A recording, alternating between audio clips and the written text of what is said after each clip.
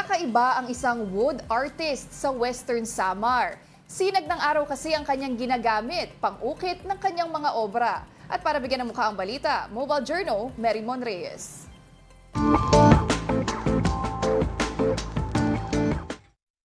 Iba ang talento ng Pinoy pagdating sa mga gawang kamay. Ang manguukit mula Samar na nakilala natin, ginagamit ang sinag ng araw sa kanyang obra. Bangkero ang hanap buhay noon ni Kuya Romeo Dacanay na tubong motyong Western Samar. Pero dahil palagi raw silang binabagyo, naghanap siya ng ibang pagkakakitaan. Dito na niya pinasok ang pag-uukit ng kahoy noong 2010 sa tulong na rin ng kapatid niyang isang handicraftsman. Nang magamay ito, humanap naman siya ng ibang estilo, inspired mula sa iba pang artist. Sa kulay na pagkatapos ko na siya ukitin, kulayan ko na siya ng araw. Bali, kailangan yung init na talaga niya, yung mainit talaga para mabilis siya, para siyang laser.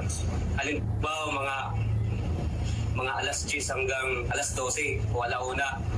Ganun yung kalakas ng init ng araw. Gamit ang magnifying glass, mano-mano niyang itinatapat sa araw ang kanyang obra. Oras ang ginugugol niya rito. 3 oras sa pag-ukit sa kahoy at 2 oras sa pagkulay o shading. Sa pagsisikap at tiyaga, 30 hanggang 40 piraso ng artwork ang nagagawa niya. Depende naman sa laki ng kahoy o detalye ng imahe na gustong makita, nasa 1,000 pataas ang price range ng kanyang solar art na umaabot na raw sa iba't ibang bahagi ng bansa at mundo. At dahil na-master niya na ang obra na ito, nais pa niyang ibahagi sa mas maraming tao ang talento at kaalaman na ito.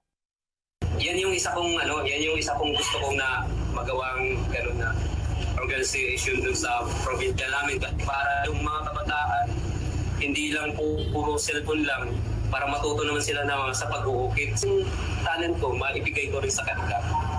Kasi para hindi naman mawala yung ganitong mga talent ko. Hindi lang daw kabuhayan para kay Kuya Romeo ang kanyang ginagawa. Pagpapatuloy rin daw ito ng handicraft legacy ng mga Pilipino. Mobile journalist Mary Mon Reyes po, hatid ang muka ng balita.